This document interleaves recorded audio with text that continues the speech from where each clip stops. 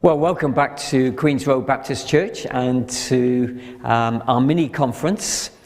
We really felt that Easter provided a great opportunity for us to think together and to begin to envision what God has for us in the future. So you're very welcome to join us. Thank you for streaming. The team who are doing all the hard work to make this possible this morning, thank you to you guys. And alongside that, thank you for joining with us. I hope you were able to join in with the Zoom coffee, and that gave you an opportunity to meet up with people that maybe you hadn't seen for a while. We're going to begin with some worship together. We want to place these special moments in their right context. We want to continue to worship the one who loved us and gave himself for us. So I'm going to pray, and then the guys are going to lead us in some worship together this morning. So let me pray. Father, we thank you for this opportunity of being together this morning. We thank you for where we've been already, and we want to pray, Lord, that your Spirit will come among us in a fresh way as we remember the way, Jesus, you gave yourself to the cross. And we want to worship you through singing, through our conversations this morning, and everything we want to commit into your hands, Lord Jesus. We recognize that you are Lord of the church, and we only want to come under your leadership today and in the days ahead. So come among us, Lord Jesus, as we talk and worship and pray together in the name of Christ. Amen. Thank you for joining with us.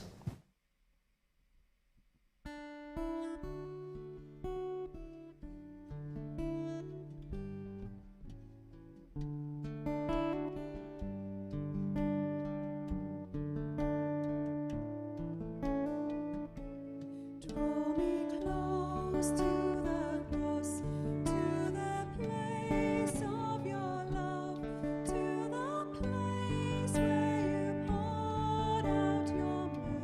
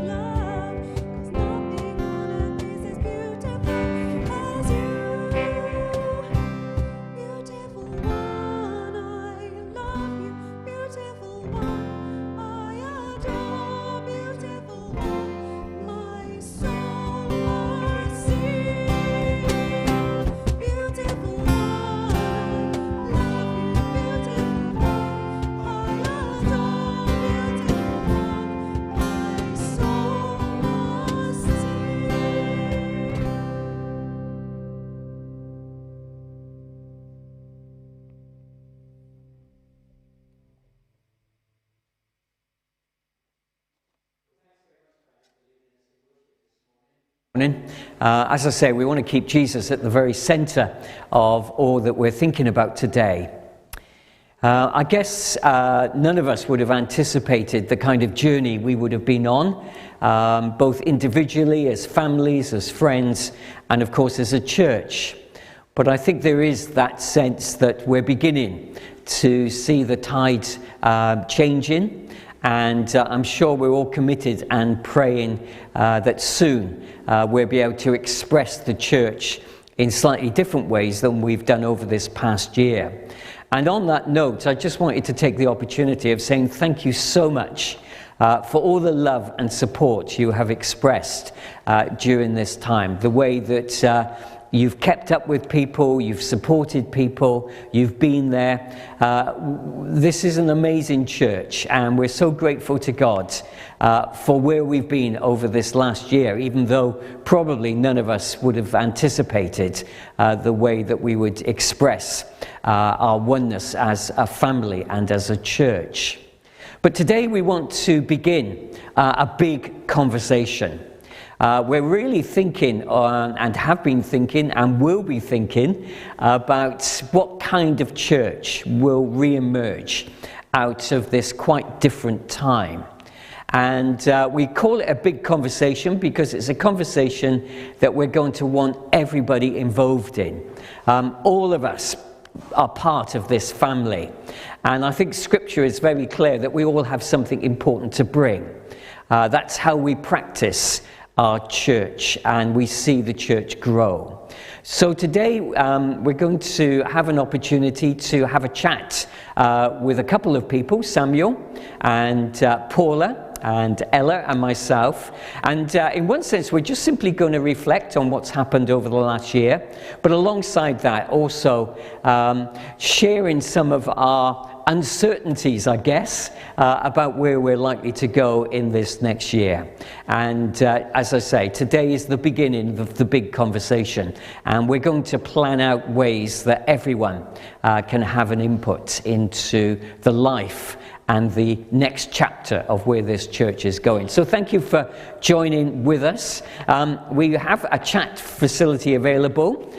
So if you want to send questions through, then we have Kaz and Brian.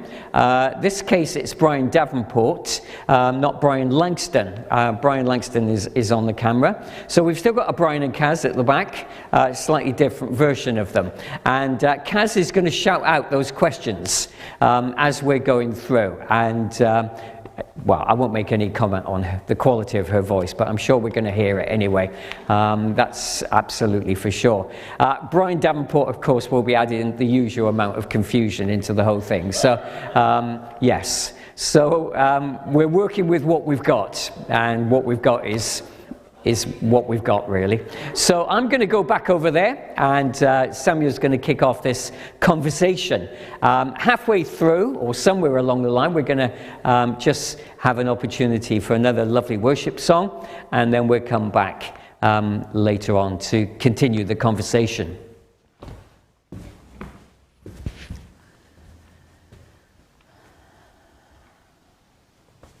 Well, Stephen's making his way back. We're trying to be nice and informal and use the settees that are in the auditorium at the moment. And yeah, we're going to have a conversation. Hopefully it's going to be quite an exciting conversation as we just think about where we've been, how good God has been. It's a bit of a feedback issue, but it's going to be sorted. So I guess one of the things we want to do really is involve as many people as possible in shaping up where we go from here. We believe that this is an amazing opportunity this time. Obviously, we still want to be Queen's Road Baptist Church and cling to all those things which are dear and very special about this community, this family, but also given this time and this opportunity just to think how we can better be ambassadors for Christ and serve God's kingdom at Queen's Road Baptist Church. One of the things we've done, Stephen, is brought together a small kind of visionary group. It's not the only way that people are going to shape things up, but kind of one of the ways we've started things off. So can you tell us a bit about the visionary group and how things have been started in that way? Okay, well, thank you, Samuel. Didn't see that question coming. That's fantastic. The visionary group was established probably about 6 weeks ago, and it was an opportunity just to invite a number of people to be part of helping us to think through how the next chapter of the church might look.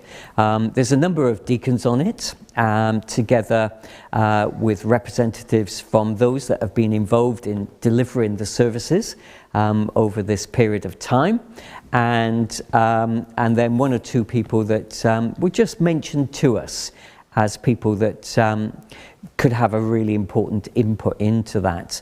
The idea of the visionary group really was just to begin a conversation, to get things kicked off. We've met a couple of times on Zoom, and I'm anticipating that we'll meet a few more times. It's not exclusive in any way.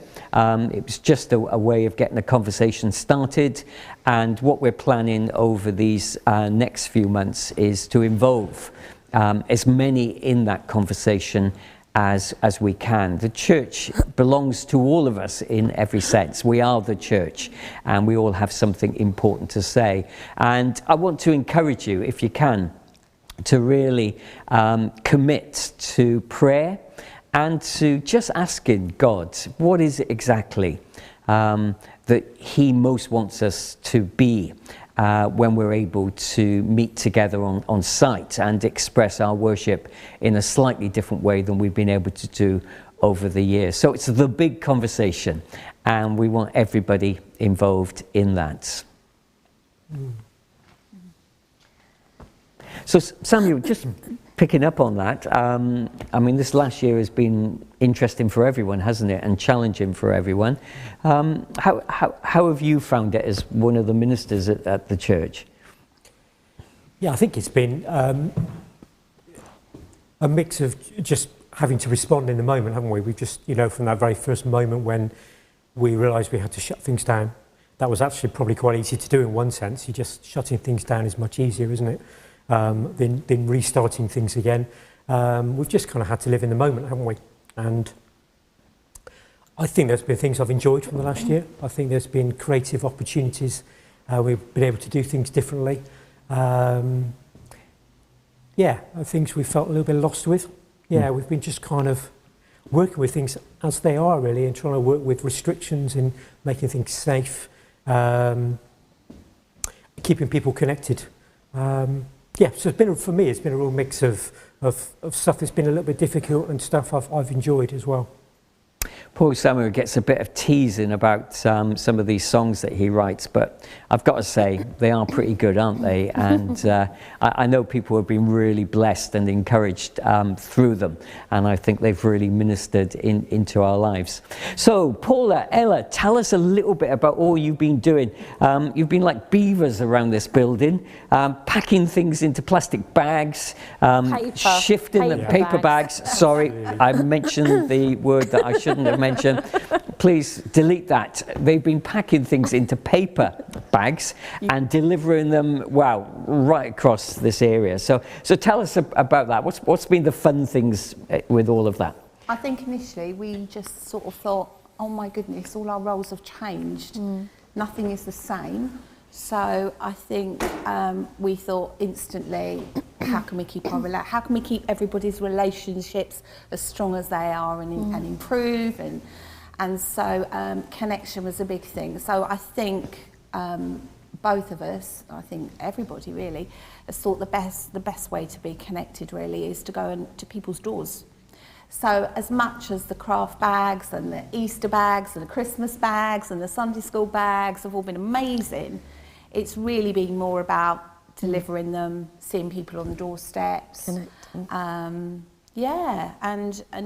sometimes you go to a door and you think everybody's going to be fine and there's tears, and sometimes you go to a door and people are sharing wonderful news. So I think the bags have been a good focus for us, because we've had things taken from under our feet. All the norm has been swept away from us. So it's like, what can we do? So the bags have been great, I think.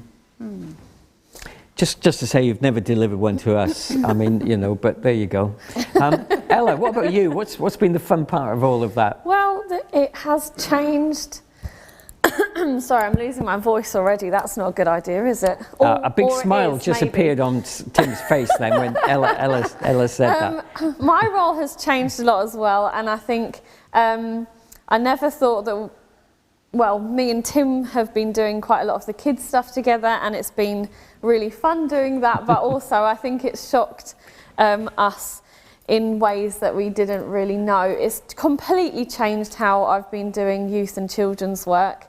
And because it was something we had to do, a bit like Paula said, all of the norm had gone, and suddenly we were like, okay, now what? What do we do? What's the best thing that we can do for the people at home?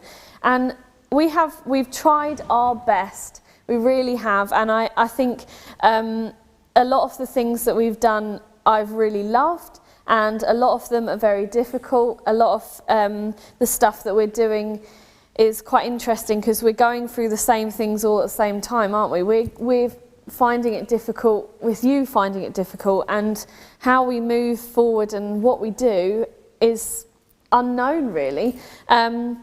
A big thing for us was amazing is the QRBC Kids videos that we did quite early on, and we did it twice weekly, and the contact we had with people through that time was amazing. And I mean, we're taking out what, 60 plus. About 60 to 67 bags every month, which means that 67 families we're actually engaging in with under 11, which is really exciting. Youth has been a little bit more challenging, and I know that, they know that, parents of teenagers know that, and I'm really, really excited for the next stage with teenagers, because I think meeting together and in little pods and being able to just do fun stuff again, instead of trying to use the same Zoom platform as school is using to do fun stuff. Yeah, I'm looking forward to what's next with the young people as well. You've had an amazing team helping out with the Zoomers. Oh my goodness. Haven't they been great? The team has been epic, and actually a lot of the people on our Zoom team are different to people who have worked with the youth and children's team in the past. And I've had Anne helping me with all the admin side of that, getting rotas together and getting people together. We went from, okay, let's scramble a few people together to do a Zoom on a Sunday, to having 3 Zoom rooms some Sundays that have 2 leaders in each, and they're only doing once a month. So do the maths, what's that?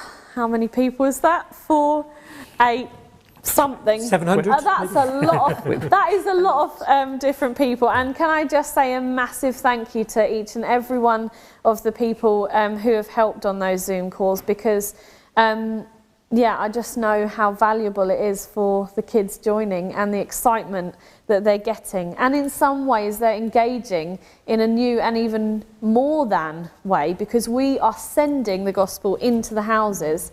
One more thing before on this point is that we're working with families and not just the children and the youth. So usually they're just dropped off, and now we're sort of looking at a way of how to support the family with the gospel instead. Thank you very much. that was a person that said 10 minutes ago, I've no idea what I'm going to say when I get involved with this. So that was absolutely brilliant. Just throwing it back to you, just one more thing. Okay. I mean, you know, this team has been amazing. How are you going to hang on to them when things change? I mean, are you going to double their wages, or I know, how are you going to do it? This is something that I really hope.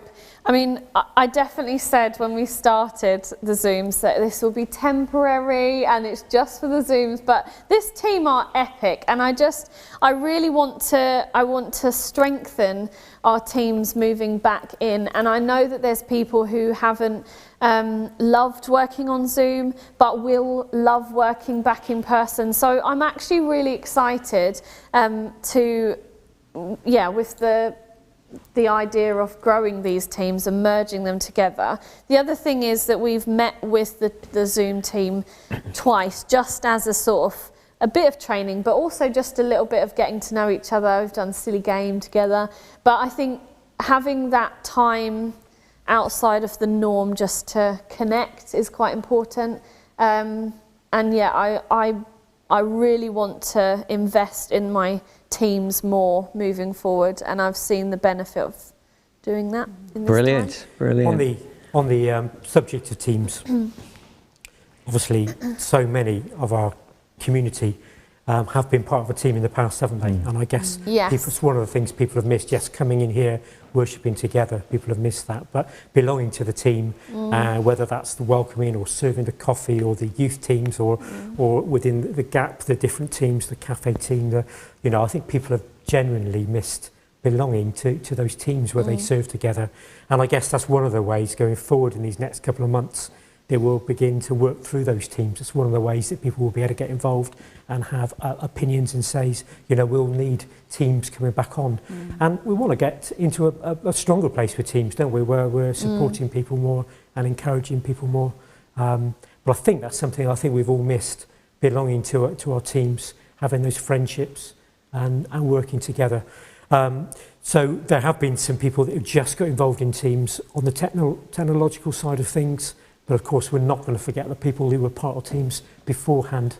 I think that's going to be something in the next couple of months. We're really going to have to make contact with people, get our team leaders back making contact. Although I think there's been lots of contact going on informally anyway. But as we look towards the future and how things are going to come back on, I think those teams, working with those teams, will be a really important place to get cracking in these next couple of weeks and months.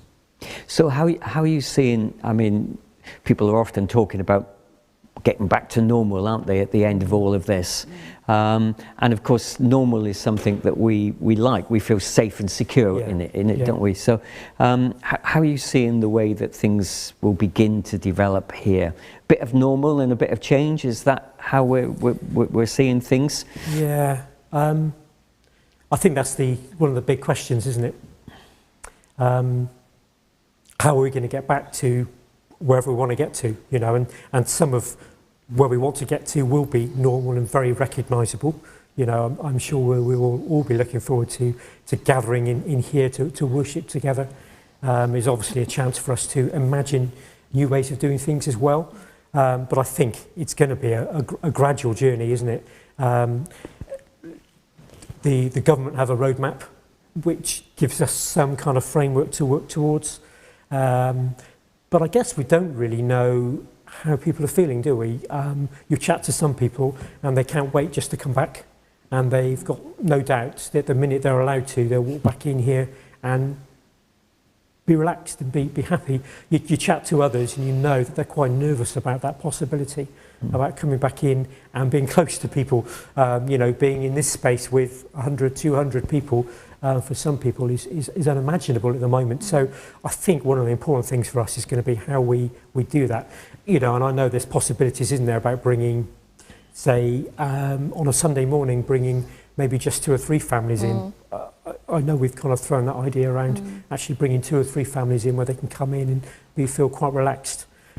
Just thinking about my own family, Isaac, who's 4, I think he barely remembers coming into this building. He talks about rainbows a lot. He can't wait to get back to rainbows. But Sunday morning for him, to get up and get dressed and come in, it's going to feel like a brand new thing. He's not really going to remember doing that. And for so long now, we've all got used to doing things in such a different way. Like I said, I think some people are desperate to get back, and the minute they can, they'll be back here behaving like they were before. For others, it's going to be, we're going to have to ease them in. We're going to have to work gently at getting back to that. And that's really unknown, isn't it? All sorts of statistics out there about whether it's 80% can't wait to get back to being normal or 30% or whatever. But we're a unique family, and we'll have to work together at finding ways of doing that. It's good, exciting and affirming. I think it's going to be exciting. So talking about rainbows, I guess one of the biggest costs we paid this year is the Under 5s programme, and I know for you guys it's been really tough, hasn't it, not being able to do that because your heart is really in all of that. And it's been a bit of an up and down journey, really, hasn't it? You know, there's been moments where we thought maybe we can start doing things, and then woof, it's the rug's been pulled out under our feet. But how are you feeling about things beginning now to open up, Paula, with the Under Fives programme through the GAP project? I think as I've been contacting parents over the last few weeks, asking them, what do you want to do? Do you still want to engage? Have you filled those slots with additional nursery places and things? I've been really encouraged that the minute I'm texting anybody, they're getting straight back to me and going, yes, count me in. So people, I would say on the whole, are not particularly fearful. I think the need for coming out and being with other families and other children is the overriding factor. We haven't had any parents and toddlers since lockdown last year. So I really was surprised that it's been an overwhelming yes by those that I've contacted. Rainbow's slightly different because we were able to temporarily set that up for a few months, recommence that, and that worked really well. But it was when everything went a little bit crazy and the R factor was one and over, and so safety-wise, that had to stop. And the same with Baby Focus. Baby Focus had also started in a much smaller format. As I've been contacting families, really, really pleased to say that every single child that was connected with Rainbows is coming back. Wow. So that is amazing. So I think definitely the Sunday school bags and the books they have at Christmas, I think the sending parents little gifts and silly things, and opportunities to chat has definitely paid dividends. Obviously the groups will change a little. The need is great and the numbers are few. We can only have 15 children in a building, plus one child per family. So it's how we manage that. Parents and Toddlers is already full. Actually, all the places on all the groups are full. But it's what do we do as we move forward? What do we do when we've got people knocking on our doors and saying, I'm desperate, I'm new to the area, I haven't seen anybody. So that's going to be a really big challenge.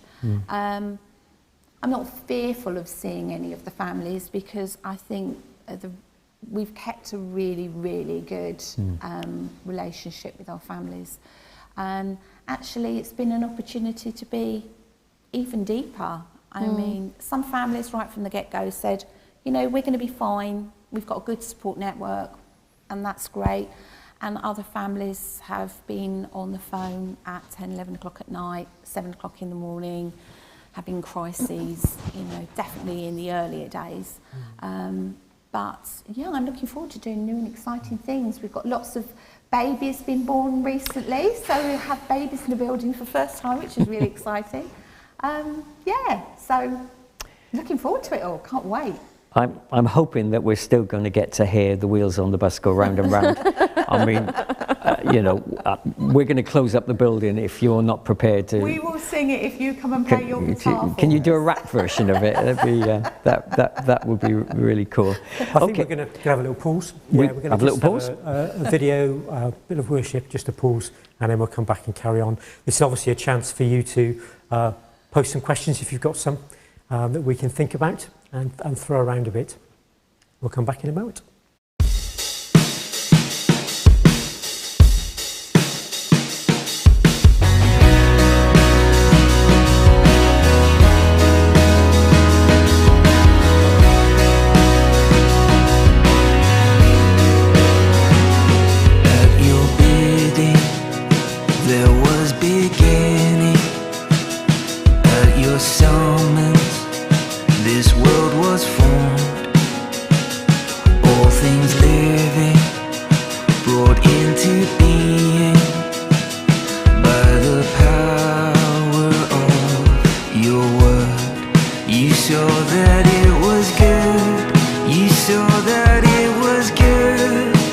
Help us give you thanks with the praise and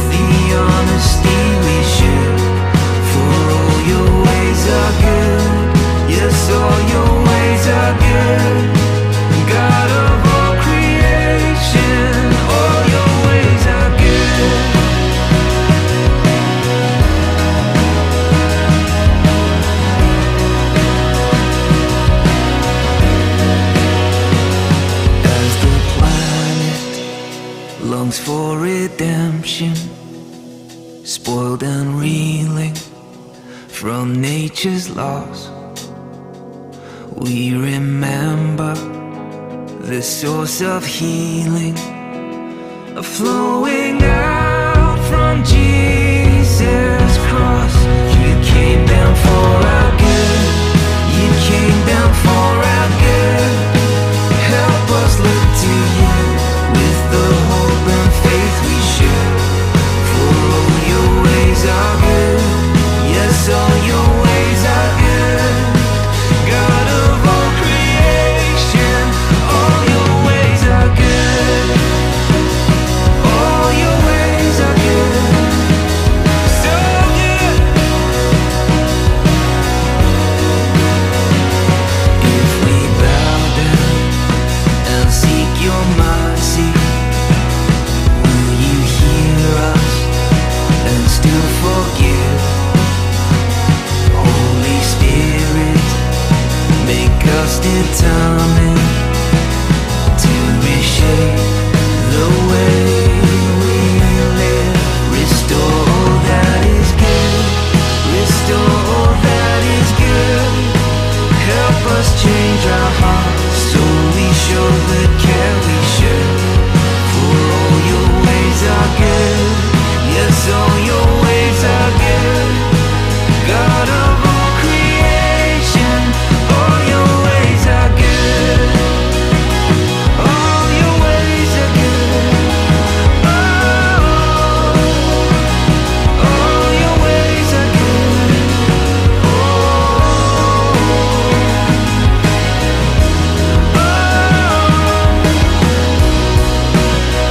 So good.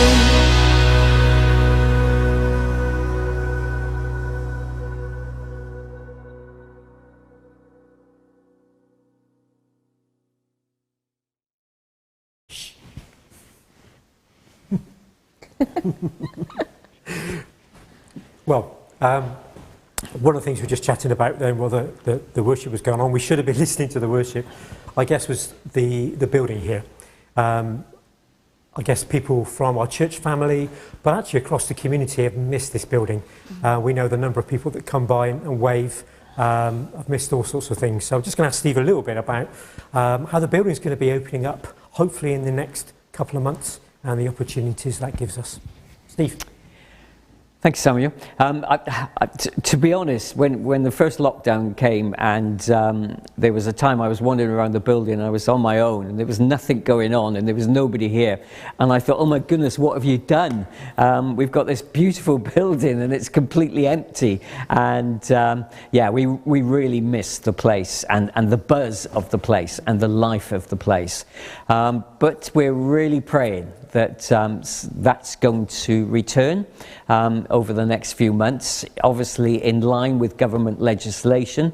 We're planning, the GAP project is planning to relaunch the cafe, and we're very excited about that. We've missed Jenny and all the guys working in the cafe, and obviously people coming in. So we're working in line with legislation to see as and when we can do that. And that will be lovely. That will give a little bit of life back to the place during the week.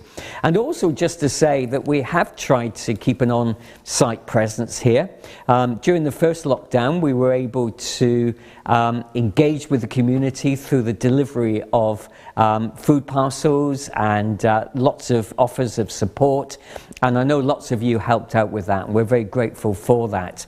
And then things moved on, things became a little bit more organised in terms of other groups taking on responsibility for food distribution, and that released us then to focus on other things. And Jill and Olga have sustained the project absolutely brilliantly and helped us to continue to have an impact. As you know, the homeless group has continued to be able to meet, and that's been just so lovely having the guys on site, and Olga's done an absolutely brilliant job with that. But we want more. We want the under fives back in. We want to see people starting to come in and access the building, use it for their own individual groups, and so on. And we're looking forward to the day when the vibrancy of the building returns.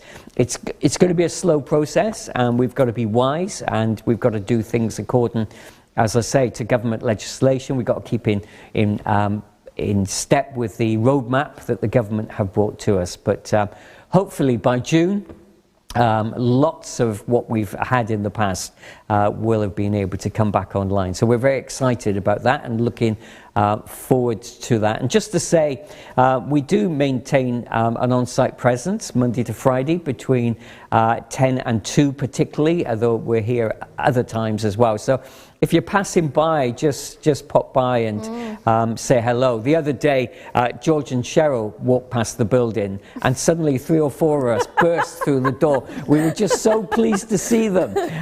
It can become a little, we love each other, but not that much.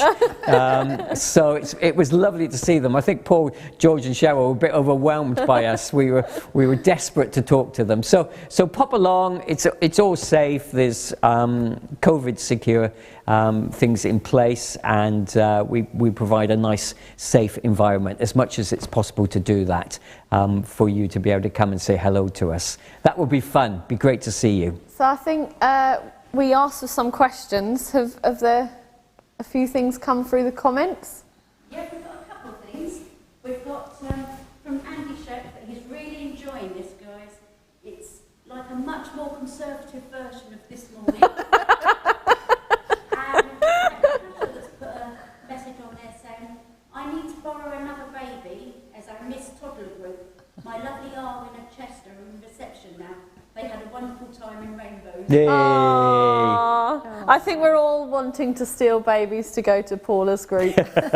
Don't think it's a good idea. She's speaking metaphorically there, so don't let them near your house. I'd just be worth asking people to really pray for some of the teams that are thinking, having to think already about how we open up the building. The GAP trustees, the church deacons and trustees, we've got a group meeting early next week to think about risk assessments for the different groups, for the whole building, for individual groups. We'll be meeting early next week, really. From then on, that kind of whole process of making sure we're working within legislation of how we can open different groups up at the special times that we're allowed to. So please pray for wisdom as those guys have to work through legislation and come up with risk assessments and make sure that we do things properly. We could really do with your prayer as we go through that process. Can I advertise the prayer group? We're specifically wanting to pray for the building opening up and the teams and different things that's going on. And as we're talking about what to do, and a lot of the answers at the moment are we don't know, but God does. And so it would be good if we talked to him. I think that would probably help in some way. So Tim, as we've been talking in the visionary group, is just so passionate about really praying weekly about how that is going to happen and moving forward. So that's going to be a Wednesday evening, and we will send an Tuesday evening. Well, good he's here really, isn't it? Tuesday evening, and we will give the times and everything you need to know. That will start on Zoom, but let's hope that is going to be something that we can move into the building within a few weeks. But yeah, just to specifically pray together about that moving forward. And guys, that is for anybody. We would love the whole church to be a part of that, but it's just a good chance to meet together for an hour just to pray and hear from God And in I mean, that time. if you can't, Not come in to that the hour. meeting, pray at home. Oh, grab please. your kids are great Exactly. prayers. Pray with the children. And we're not praying for things to go back exactly how No, they were. no. God doesn't want us to be stagnant. He doesn't want us to be stuck in ruts. This is an opportunity to move things forward, to do things differently. So, yeah, be dynamic when you're praying. I think one of the things that I really felt God was said to me not long after the first lockdown was that the church that re-emerges out of this time will be a much stronger church. And that's a real encouragement and something we're really looking forward to. We won't be the same people. We've experienced a lot of things over the last year, but when we come back together, I believe that there's going to be a fresh dynamism about that. I can't say it, but I know what I mean. There's going to be some fresh energy about what God has been doing in all of our lives. So just thinking about that, Samuel, I know you have a real heart for discipleship. I mean, thinking about how things may re-emerge over this time, tell us a little bit about some of those thoughts around the whole theme of discipleship. Some of all of the deacons attended a conference back in January, and we watched it together, obviously online. We didn't attend it together. We watched the conference online, and the following deacons meeting, I think something that we all felt God was challenging us as individuals and as a community on is how we are disciples, how we're growing as disciples. And I think that's something that we really want to take into this next season. That affects us obviously as individuals and as families and as groups and as teams. You know, when we come back as teams, we want people to be thinking about how can we be disciples in our serving and our working as teams together in this place in Gap and Church. But also about our structures. How are we organised as a community of faith? Do our groups encourage discipleship? Us walking together, being able to challenge one another in love and move forward together as disciples. And I guess one of the things about tomorrow, we've got a seminar tomorrow at 10 o'clock. We'd really encourage you to make that a priority this weekend if you can. We've got a guest speaker who's prepared a video for that. We're going to have a Zoom Q&A afterwards. We've not tried one of those before, but hopefully that's going to go well. A chance, he wants to be part of that Q&A so he can answer questions from what he's brought to us. His heart, his organisation that he represents, his real passion over these last few years has been about how churches create an environment which is real fertile ground for missional discipleships, for disciples who grow other disciples, who bring other people into the kingdom and grow disciples. So, yeah, I think as we go back, we're just going to have that thought about everything that we do. How is discipleship being encouraged? How is missional discipleship being encouraged in this that we're doing? That's what we're hoping, really.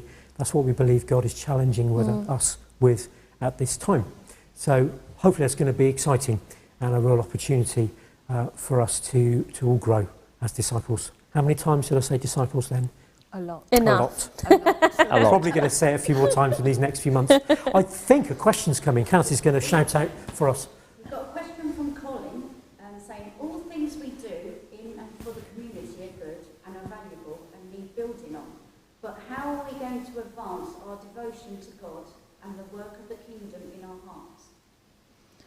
So how all that we do together is great and good, but how are we going to... How are we going to advance our devotion to God and the work of the kingdom in our hearts? How are we going to advance our devotion to God and the work of the kingdom in our hearts? And I think that comes back to that discipleship question, doesn't it? We're all of us, every single person who's part of this community here, every person who comes in the door are all loved by God and called to know God and love God back. And we want everyone in this community to be getting closer to Jesus. That is about something that's going on deep in here, but of course that spills out, or should spill out into the way we live. So hopefully that discipleship issue, I mentioned the word discipleship and disciple again, connects with that question from Colin as opposed to that Colin from question. Something that we have talked about a lot and have on our hearts as well is that this church is big on a Sunday morning but then splits into lots of little groups and loads of different dynamics in that as well. And we were talking about some of the home groups that have started through this time or ones that have been before and then carried on through COVID, and I think actually a lot of those groups that have met have really felt strengthened in their relationship with God, and I can't speak for everybody, but the group that I'm a part of, or one of the groups that I'm a part of, have gone through almost anything that can happen to a human. As a group, we have gone through all sorts of different things in the last year. Babies and bereavements and things that are really, really difficult. And actually, I think our challenge and our relationship with each other, but mostly with God, and how we are reading the Bible and praying more and sort of pushing each other to do that more and more. And I think, you know, a group of people can sometimes, especially secular groups, we can feel like we're sort of going around a subject a lot and not really getting anywhere. But when we're including God in these situations, miracles happen that you are just incredible. And I keep coming back to this, but Steve, 2 weeks before lockdown last year, you did something very dangerous, and he preached upon, here we go, and you probably will remember this, but he said, what would we do without the building? Well, thanks, Steve, because God's taken the building away from us for a whole year. And we were put to test. And I can remember sitting in our Bible study and talking about, do we need the building? And actually, in a lot of ways, do we? We've lived without it for a year, but the strength that has happened now to then come back into this building together, and what will then come out of this building because of it, is really, really exciting. And I think it's quite funny that 2 weeks later we're in a lockdown and we're putting it to test, aren't we? Really? Well, Ella, I'm absolutely amazed that you remembered that. I do. You're probably the only one that's ever remembered anything I've ever said. Does anyone remember that? People do say I do have a prophetic gift. Or perhaps it was a pathetic gift, but I'm not exactly sure. I'm just going to, as time is moving on, I'm just going to talk about technology. I really feel out of the four of us, I'm the right one to talk about technology. Because I'm the worst at it. Well, maybe Paula and I are probably on about the same level. It takes me 10 minutes to text somebody, by which time they've moved off and text thousands of people. So one of the things, obviously, we're grateful to God for this year has been the way that we've been able to continue to meet together through technology. It's been incredible. And I know all of us, you know, we have a love-hate relationship with technology, don't we? We've all experienced Zoom fatigue, I'm sure. But nonetheless, what an amazing thing it is that God has enabled us to continue to meet together and maintain that connection with each other through technology. And one of the big conversations that we'll be having over these weeks, of course, revolves around that. And churches throughout the UK, right across the globe, are having that kind of conversation at the moment. And the concept basically is known as the hybrid church, a church that just really works both at an actual level, people physically coming together, and thank goodness in the future we're going to be able to do that. We're really looking forward to that. But also having a virtual presence as well. And so over these weeks and months, we want to hear from you. Both the positives and negatives around all of that, because very much that's a journey that all churches are on in the UK, and we want to be part of that and to see where God's going to take us in this next chapter in relation to the use of technology alongside the physical nature of actually meeting together.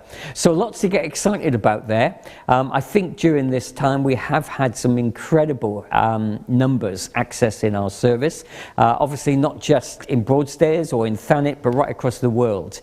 And lots of church specialists that do lots of thinking about church life have talked about what's known as the secret church, the church where people have been accessing services online because they really wouldn't want to turn up in an actual way to a church service, but they've been sort of able to do that, and we want to continue to reach out to people who perhaps feel disconnected from a church physical gathering, but are able to access faith through the virtual as well. So we're going to be thinking about that a lot, and I'm no expert on all of those things, but certainly happy to see that conversation emerging. We do another. We have another, not a question, but another comment from David Barron saying, just be encouraged, all of you. We're still here praying for you all. Thank you, David. David's been very much part of, chipping in on the chats over the months, and we really appreciate that, David. We're Thank so you grateful. for the way you've really supported and prayed for us and encouraged us. Okay, I guess we're sort of coming towards the end of our little chat this morning. I hope you haven't been disappointed. If you were hoping for us to say, well, this is how it's going to look, this is how it's going to be, then that was never really going to be possible for us. Life changes, things go backwards and forwards, and inevitably we're having to ride the waves at the moment. But we do believe that whatever the new chapter looks like for us, it's going to be one amazing chapter, and God's going to do some amazing things. So we're just drawing to a close, and I think we're going to have some worship to finish with. There's lots of things happening. I'm sure you've all had the program during the rest of the day.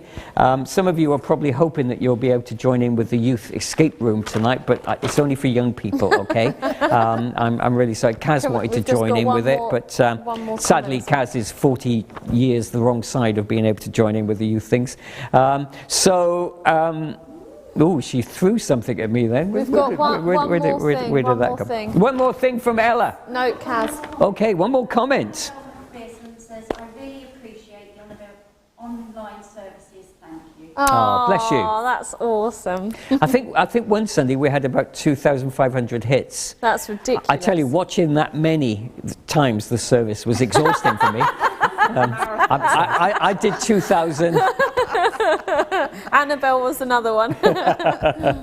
Bless you guys. Lead us in some worship as we come to the end of our time together this morning. See you tomorrow, if not before. Thank you. Bye.